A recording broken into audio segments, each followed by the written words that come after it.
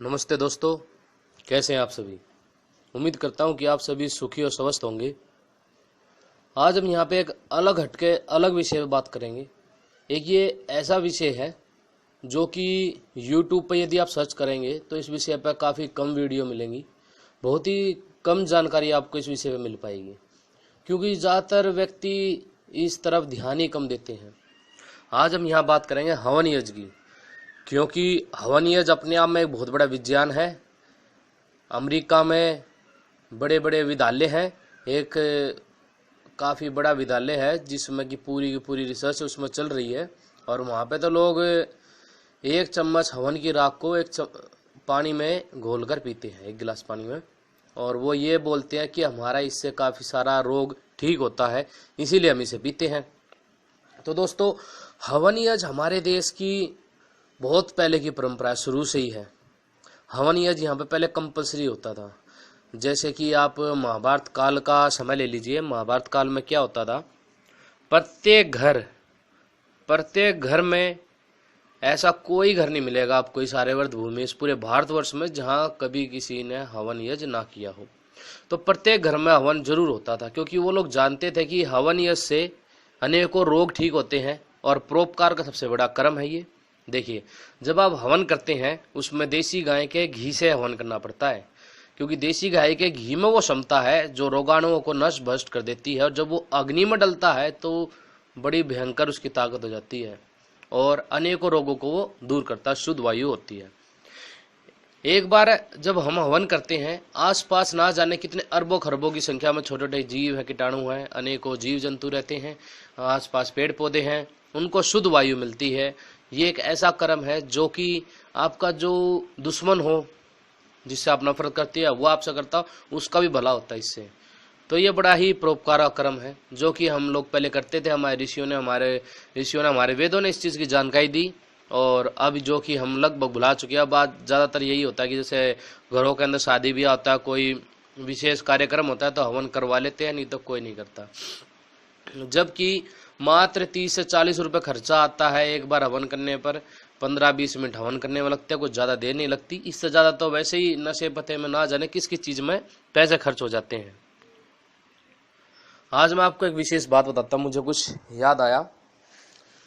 मेरी सासू माँ है, तो उनकी दोनों किडनी खराब है, और 2 हार्ट अटैक आ चुके हैं, और उनका मतलब ये लगा लीजिए ठीक होना ना बराबर है।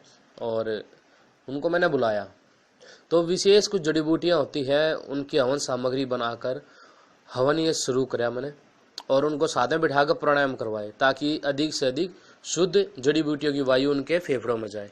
तो आप यकीन नहीं मानेंगे, पहले ही दिन से उनके चेहरे की रंगत बदलनी शुरू हो गई, और बंद मकान में उनसे रहा नहीं जाता था, बंद मकान में वो रहने लगी, और उबकाई आती थी, उबकाई बंद हो गई।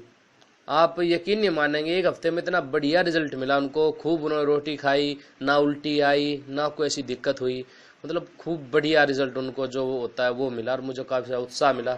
तो मैंने सोचा कि एक दिन इसका अपना सेंटर खोलेंगे, तो हवन ये इसके द्वारा ठीक करेंगे, क्योंकि कैंसर, ब्रेन ट्यूमर, ये जितने भी रोग हैं आज के टाइम में, ये सब हवन यज्ञ से 1 से 1.5 महीने 2 महीने में ठीक हो जाते हैं। तो यदि आप हवन यज्ञ के बारे में अधिक जानकारी चाहते हैं तो आपके आसपास कोई आर्य समाज होगा, आर्य समाज में जाकर वहाँ से आप जानकारी ले सकते हैं। यदि आप कहीं से आपको जानकारी नहीं मिलती है तो आप कमेंट बॉक्स में अपनी ईमेल आईडी या अपना नंबर वगैरह छोड़ सकते हैं, मैं आपको उसके बारे में जानकारी दे दूंगा, क्योंकि हवन यज्ञ चीज़ ही ऐसी है। देखिए दोस्तों, मैंने जो ये चैनल बनाया है, मेरा मकसद भी यही है कि जितनी अच्छी जानकारी हो सके उतनी अच्छी जानकारी मैं आप लोगों तक, अपने दोस्तों तक, अपने मित्रों तक पहुंचाऊं, ताकि उनका भला हो और वो सही रास्ते पर चलें और सुखी और स्वस्थ जीवन व्यतीत करें।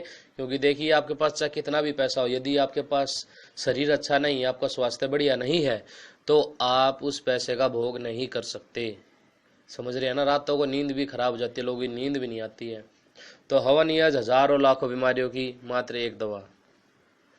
तो मित्रों, मुझे उम्मीद है कि आप इस तरफ सोचेंगे और प्रयास करेंगे कि हवन यज्ञ सीखें, हम अपनी पुरानी ऋषियों की परंपरा को दोबारा से दोहराया जाए, और मात्र 15 मिनट का समय लगता है, एक समय हवन करिए।